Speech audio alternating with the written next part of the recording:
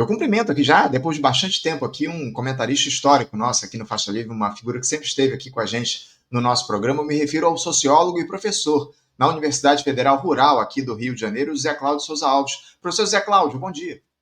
Bom dia, Anderson Gomes. Bom dia a todos os ouvintes, espectadores e tudo mais.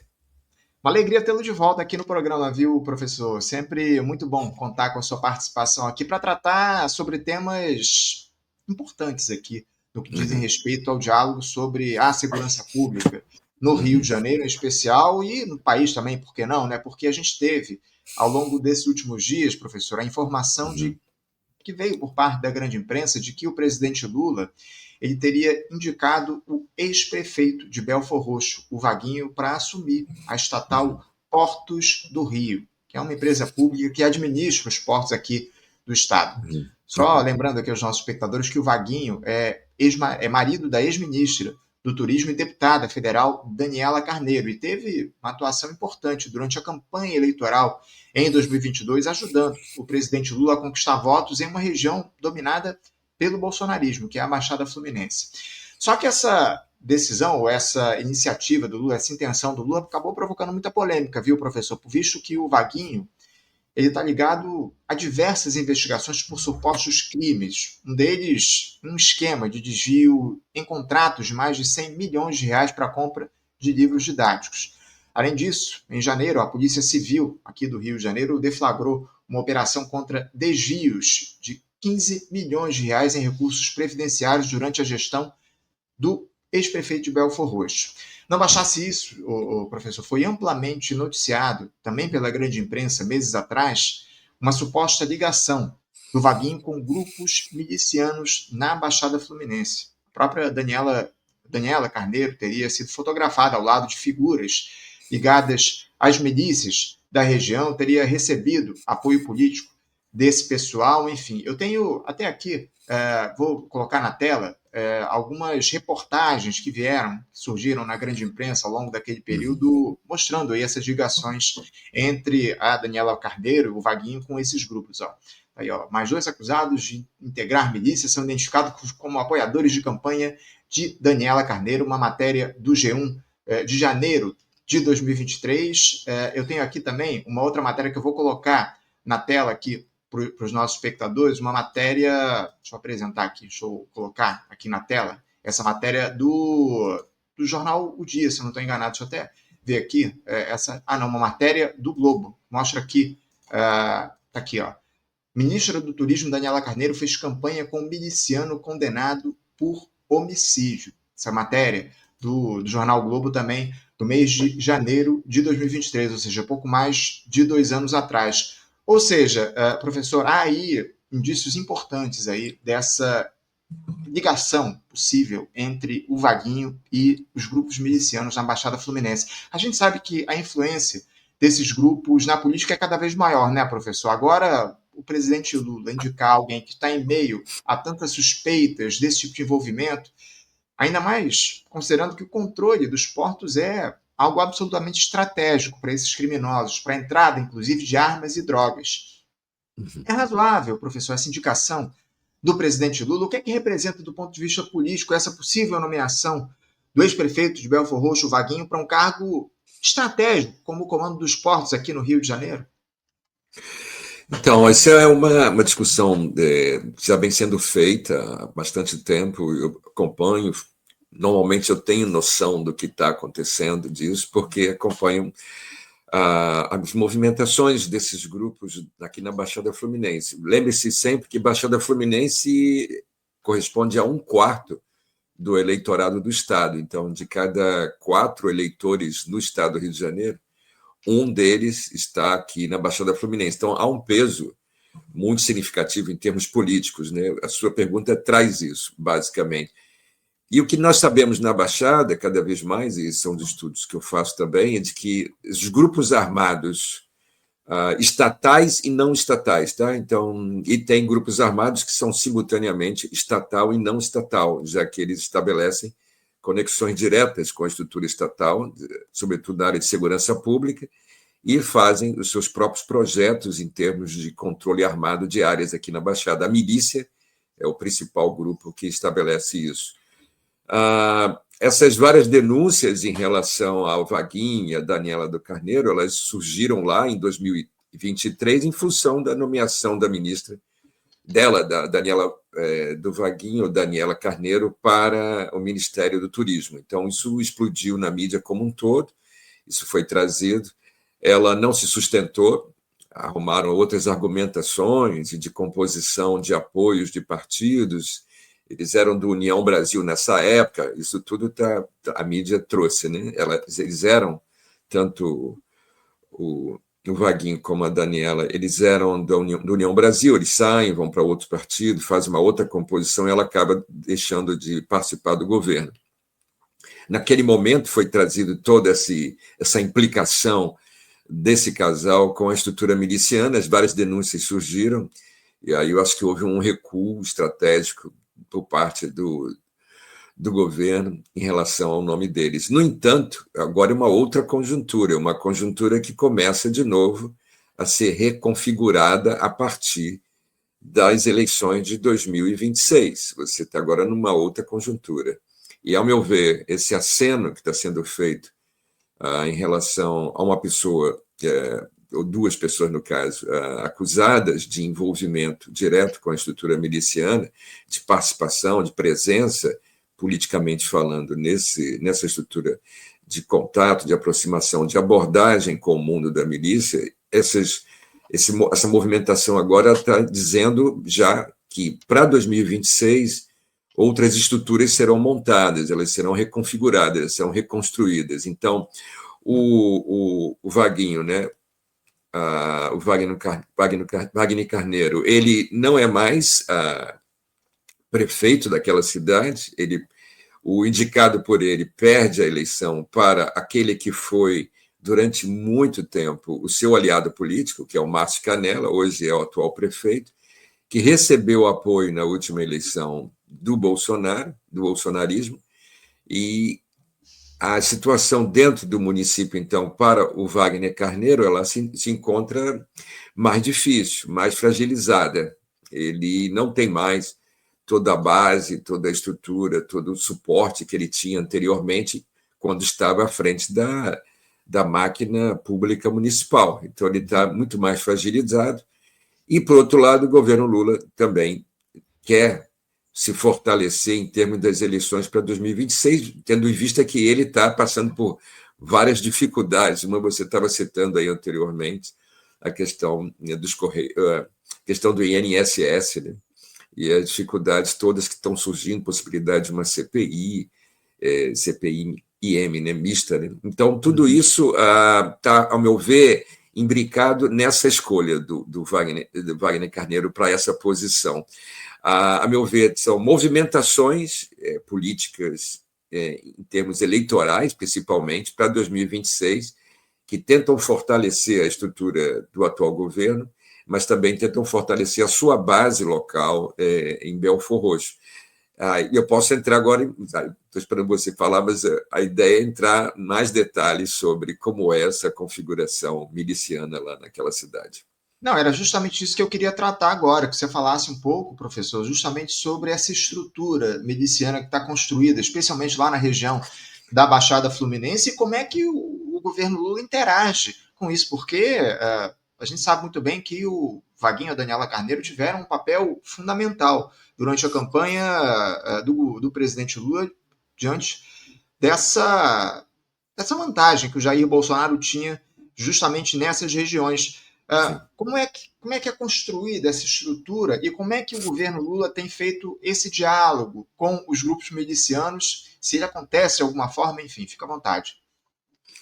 Então, tanto a Daniela do Vaguinho, Daniela Carneiro, como o Márcio Canella, respectivamente, foram os deputados federais e deputada federal e deputado federal mais votados do estado do Rio de Janeiro.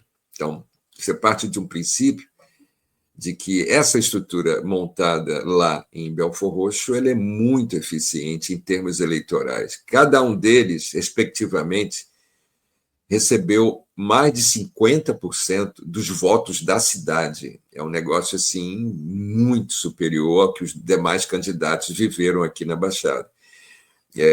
O Márcio Canela foi o mais votado para estadual, com mais de 50%, 56%, 55% dos votos da cidade, e a Daniela Carneiro, a mais votada do estado para a Câmara Federal, com também mais de 50 e poucos por cento dos votos da cidade. Então, foi uma estrutura, sim, fabulosa em termos de você conseguir eleger alguém, dar expressão eleitoral para alguém aqui nessa região. Como é que isso foi montado? Como é que essa estrutura foi dimensionada? A meu ver, tem um ponto-chave, um ponto de inflexão total na cidade, que ocorre em 2021. Em 2021, então, um ano antes, né, um ano antes das eleições, em janeiro de 2021, ou seja, mais de um ano, quase 2 anos antes, você, a partir de um acordo entre o Wagner Carneiro e o governador Cláudio Castro, se monta na cidade um destacamento do 39º Batalhão numa região chamada Complexo do Roseral. O que é o Complexo do Roseral? Um conjunto de bairros de Belford Roxo muito populosos, mas, mais do que populosos, eles são de uma população muito frágil e, ao mesmo tempo, ele está numa posição geopolítica chave ali naquela região como um todo. Ali, quem dominava em termos de grupos armados aquela região do Roseral vai pegar Lote 15, Vale do Ipê, o próprio Roseral, Bacia, são várias, Itaipu, tem várias comunidades ali. O que destaca ali é que eles eram controlados pelo Comando Vermelho, e a partir da formação desse destacamento de 19º Batalhão, você vai ter um conjunto de conflitos e confrontos e mortes e desaparecimentos forçados naquela região, ao longo de mais de um ano. Isso foi se desenvolvendo, isso foi construindo uma lógica de intervenção policial e uma construção de uma espécie de controle territorial muito eficiente por parte da estrutura de segurança e obrigando o Comando Vermelho a fazer acordos. Acordos esses que, ao meu ver, estão na base dessa estrutura política toda que eu estou falando. Então, esse eixo ali, do Lote 15, é o eixo que faz conexão com uma outra milícia muito forte, que está localizada no bairro do São Bento e do Pilar, ali na estrada Leonel, na rodovia Leonel Brizola, ali em Duque de Caxias. Então, a conexão dessas duas estruturas milicianas naquele local é uma das bases territoriais mais fortes e mais sólidas em termos eleitorais naquela região como um todo, que junta 2 grandes municípios. Belford Roxo deve ter uns 300 mil eleitores e Duque de Caxias 450 mil eleitores, mais ou menos. Então, você vê, no coração da Baixada, uma das áreas mais populosas, você tem uma conexão de 2 estruturas milicianas que passa por dentro da estrutura de segurança pública. Então, ao meu ver, essa jogada de mestre que foi feita nesse momento, 2021, uma jogada que permitiu ambos, nesse momento o Márcio Canela ainda fazia parte dessa estrutura de aliança com o Wagner Carneiro, não tinha rompido, ainda não tinha havido essa disputa em 2022 entre Márcio Canela apoiando Bolsonaro e Wagner Carneiro apoiando Lula, então não havia esse rastro. Eles estavam unificados, fizeram um projeto com a área de segurança pública, 39º Batalhão, Complexo do Roseral, e, ao meu ver, foi essa estrutura que permitiu aos 2 terem essas votações tão expressivas, porque todo município entra numa lógica de disputa, de segurança, de quem é que faz a minha campanha, quem me dá suporte, quem me dá apoio, e eles conseguiram isso. Então, ao meu ver, aí é o eixo-chave para você entender o que está ocorrendo lá em Belford Roxo. E por que o governo se vê refém dessa estrutura? Como eu já falei, ele tem interesses eleitorais para 2026. Também Wagner Carneiro tem interesses eleitorais para depois de 2026, é óbvio. Então, os 2 se apoiam. E essa questão miliciana, agora especificamente falando, em relação a portos, eu acho que é a próxima pergunta. Eu estou te antecipando. Na verdade, professor, eu queria questioná-lo a respeito do seguinte: quais os riscos concretos se nomear uma figura suspeita de ligação com milícias para gerir uma área tão sensível como são os portos, e eu queria que você explicasse aqui para a gente como é que a presença desses grupos em setores logísticos estratégicos como esse pode afetar o comércio exterior, a segurança, a economia do Estado, enfim. Então, o que está em jogo aqui é um porto específico, chama-se Porto de Itaguaí. Então, você tem que ter em mente que esse é o grande porto, é um porto internacional. Esse porto, frequentemente, vai emitir informações sobre, por exemplo, contrabando. Eu acho que algo em torno de 600 milhões de reais já foram identificados como de origem de contrabando em determinadas situações desse porto. Então, se 600 milhões foram identificados, você imagine o que de fato rola num porto como esse, isso lá em Itaguaí. Você imagine agora que toda a zona oeste do Rio de Janeiro ela tem hoje uma conexão profunda com a estrutura miliciana, que domina essa zona oeste, e você, do outro lado, tem todo o eixo da Baixada Fluminense, que vem principalmente a partir do arco metropolitano. Então, você tem um vértice, você tem uma confluência espacial, uma confluência geopolítica, chave para esses grupos armados no Porto de Itaguaí. Tráfico de drogas a partir das facções do tráfico de droga a partir da própria estrutura miliciana, tráfico de várias substâncias que podem estar entrando, ou outras mercadorias, como armas, como produtos eletrônicos, como várias mercadorias que são hoje comercializadas de uma forma clandestina, ilegal, criminosa, a partir de mercados de cigarros, né? Cigarros contrabandeados, existem bebidas. Se eu ficar aqui, a gente vai ficar citando 200 mil mercadorias que podem ser contrabandeadas por esses portos, e eles vão dar projeção também para o exterior, em termos de mercadorias que também são levadas para fora do Brasil. Ou seja, é uma grande hub ali, é uma grande entrada e saída de produtos de todas as magnitudes que você vai olhar para um porto desse. Você vai ter. Se você tem um controle sobre isso, sobre a fiscalização, sobre nomeações, sobre quem é que está monitorando esses portos e como é que eles funcionam, se você tem isso, você tem uma chave na mão fundamental, essencial para a grana. E grana que está entrando é grana que vai ser usada, com certeza, em projetos políticos, em campanhas eleitorais, grana que está circulando muito pesadamente, que vai confluir para projetos de grupos armados com conexões com grupos políticos. Ou seja, um porto desse é uma peça-chave nessa geopolítica toda de grupos armados e grupos políticos na Baixada. Esses recursos vão ser usados, obviamente, para tentar ampliar ainda mais a influência política das milícias no país. Acima de tudo, é o que está colocado a partir disso. Agora, professor, eu imagino que o presidente Lula tenha consciência do que está em jogo nesse momento, saiba dessas possíveis ou dessas denúncias que existem aí a respeito do suposto envolvimento da família Carneiro, aí, do Vaguinho, da Daniela, com esses grupos milicianos. Será que o Lula não se coloca na posição de como é que isso vai me afetar politicamente? Qual a mensagem que esse tipo de nomeação pode produzir? Eu fico me perguntando sinceramente a respeito disso, porque eu não acredito que o Lula seja ingênuo quando ele está fazendo esse tipo de análise, quando ele está observando essas ligações. Ele sabe muito bem o que é que está em curso, o que é que está em jogo.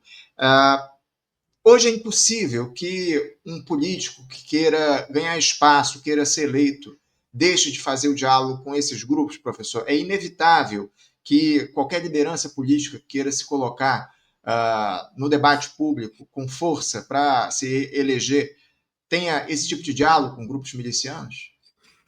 O Anderson, o que eu posso dizer para você, por tudo que eu conheço, é que esses grupos se tornaram mediadores universais. Eles deram certo, querido. Simples assim.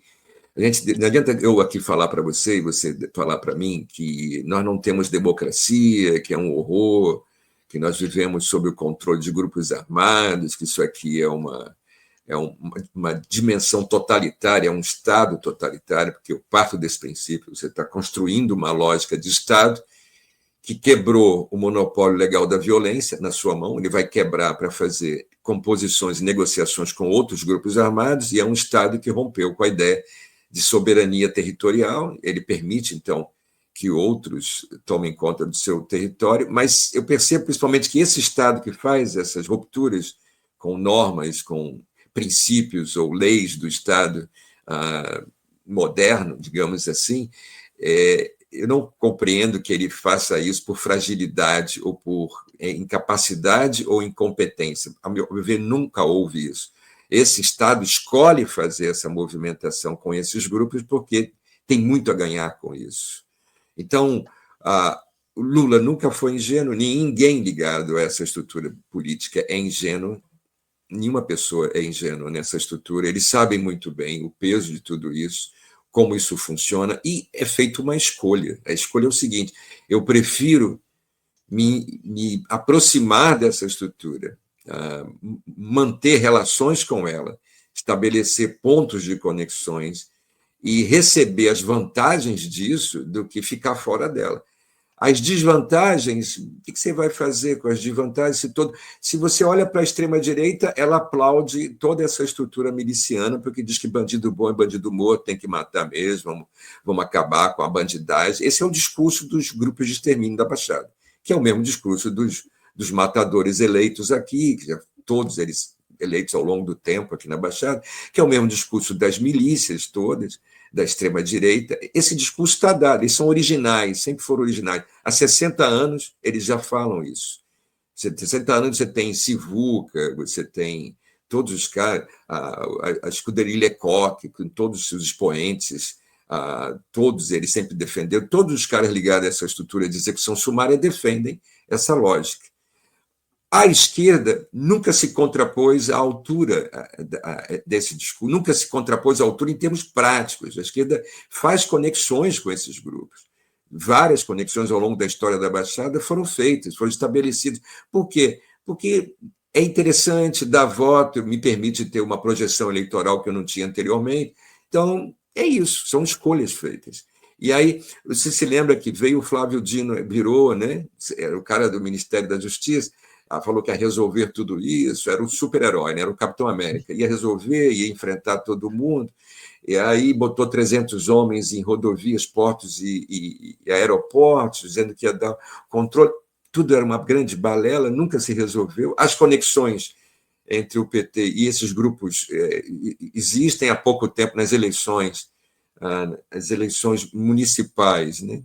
Que nós assistimos agora em 2024, não é isso?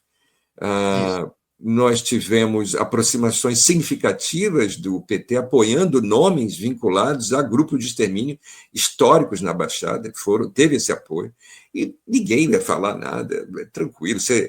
É como se essas pessoas, esses matadores, assassinos, membros de grupos de extermínio, milicianos, eles viraram personalidades, eles são personalidades políticas, as pessoas olham para eles e simplesmente concordam e aceitam, né? Convivem com eles, são afáveis, são pessoas que estão do nosso convívio. E deram certo, os caras estão eleitos, se elegem, continuam se projetando, a justiça não toca neles, ninguém toca nesses caras.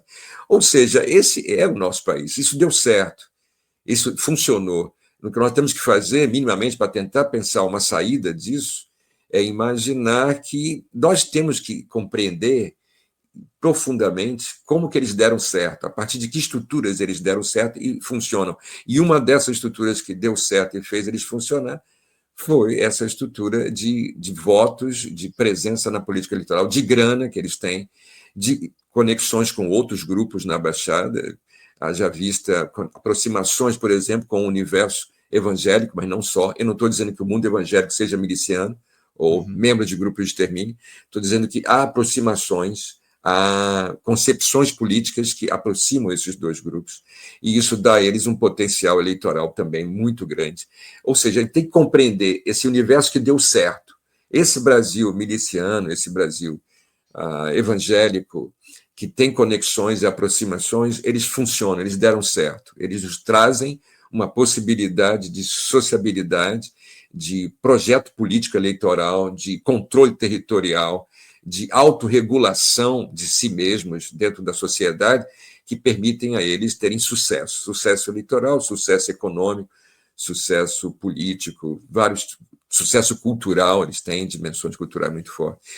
Ou seja, é isso que eu estou trazendo aqui. Uhum. São figuras, como o senhor muito bem trouxe aqui para a gente, veneradas nesse espaço, são figuras temidas e votadas. Infelizmente, é o que a gente tem visto. Para a gente fechar aqui, professor, a esquerda se adaptou a essa lógica, a esquerda deixou de combater as milícias por conta dos dividendos eleitorais que ela vê nesses grupos. Como é que o senhor vê, nesse momento, a relação das esquerdas? Eu não estou nem falando do Partido dos Trabalhadores, porque, sinceramente, eu não vejo mais o Partido dos Trabalhadores hoje como um partido efetivamente de esquerda. É um partido de centro e olhe lá. Mas as esquerdas propriamente ditas, elas deixaram de fazer esse combate porque entenderam que não é possível vencer essa batalha? Eu acho que é isso, é um cálculo, é uma racionalidade política que diz a eles que é mais vantagem se aproximar e estar junto com essa estrutura do que enfrentá-la e combatê-la. E todo mundo vai usar o argumento, você vai escutar em todos os lugares, é isso, você não pode fazer nada, se você fizer alguma coisa, eles não vão deixar você fazer nada, porque eles controlam essas regiões, você está na mão deles, eles vão financiar a sua campanha.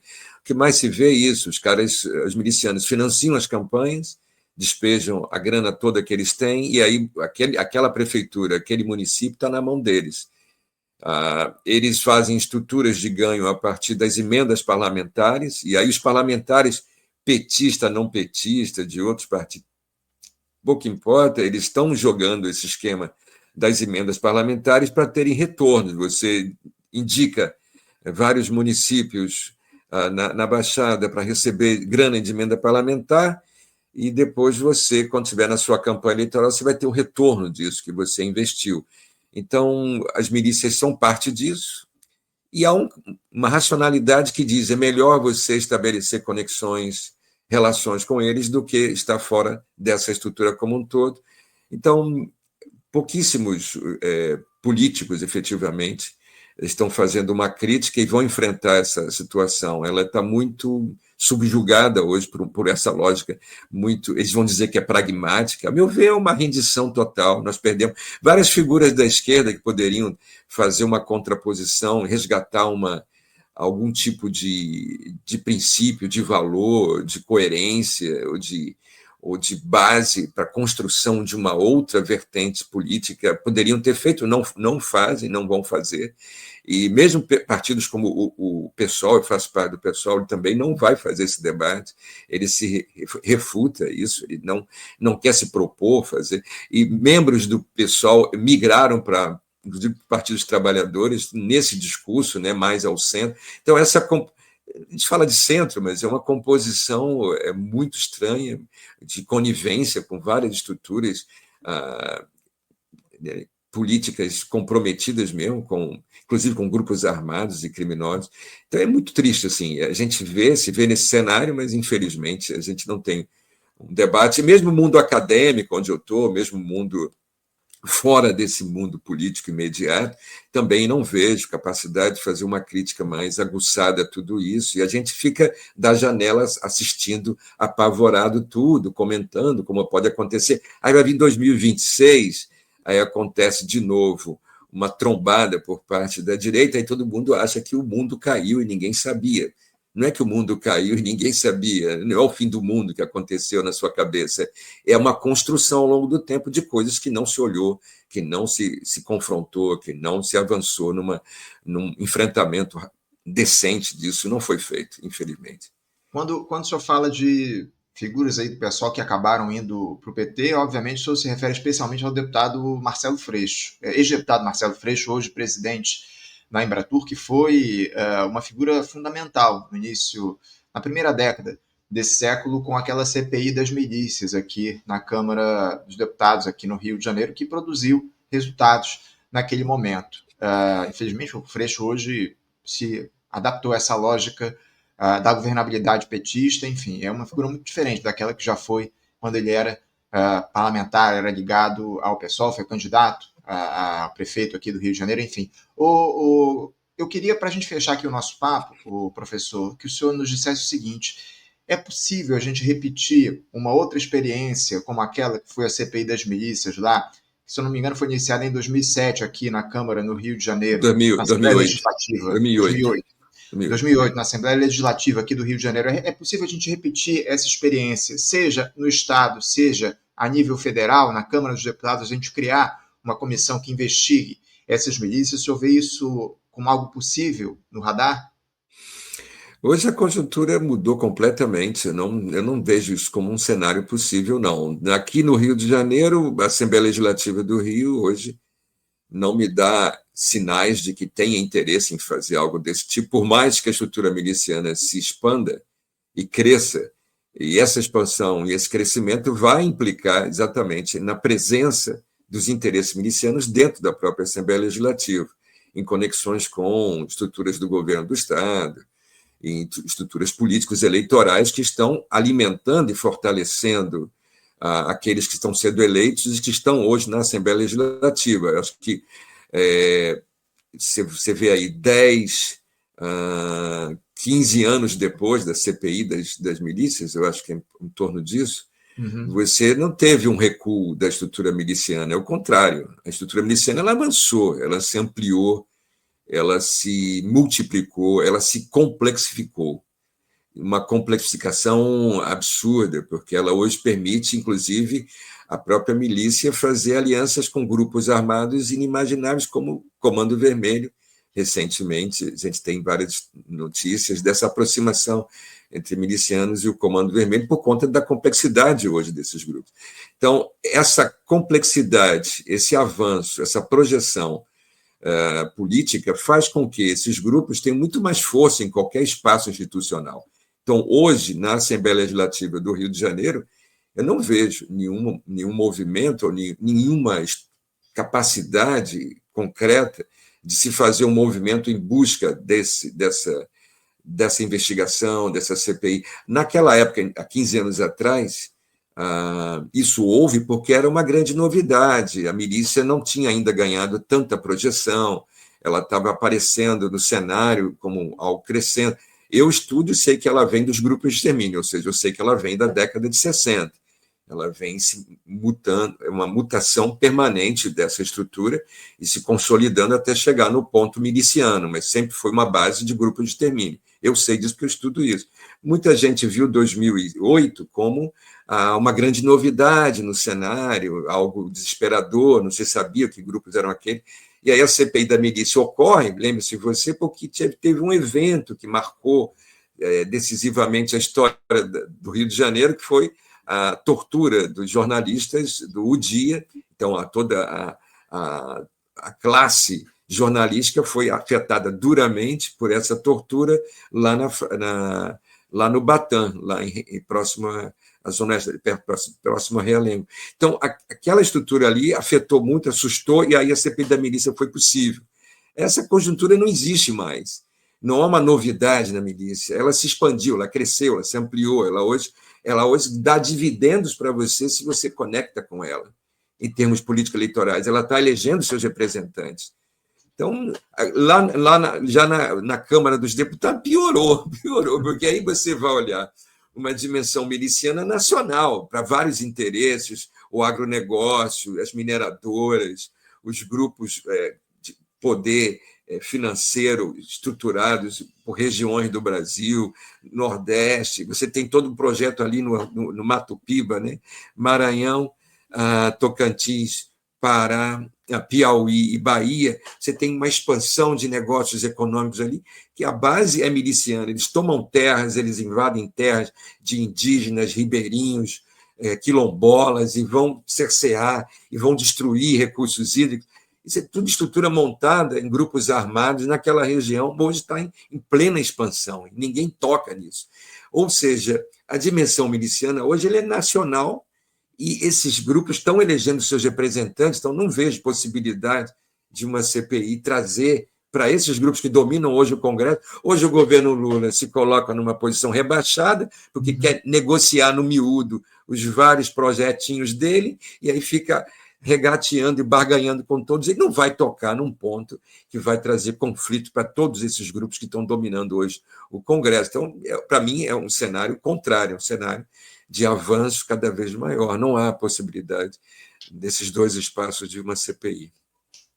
O Lula foge do conflito, né? O Lula é um conciliador cada vez mais por natureza. Sim, Infelizmente é o que a gente vê, essa sim. postura do presidente Lula. Hoje, a realidade, como o senhor muito bem trouxe aqui para a gente, é outra. A possibilidade do Estado se impor em relação a esses grupos é quase zero, até porque há, nesse momento, uma confluência muito grande entre esses Uhum. grupos milicianos, cada vez maior com o Estado brasileiro. Muito triste a situação que a gente chegou e a Sim. falta de ação por parte da institucionalidade em relação a esses grupos criminosos. Professor, a gente vai continuar acompanhando todo esse processo, vamos ver se, obviamente, vai se confirmar essa nomeação que existe aí nesse momento, é uma indicação, né? Mas ele ainda não foi nomeado, Vaguinho não foi deputado, nomeado presidente lá da empresa Portos Rio, se eu não me engano, esse é o nome da empresa.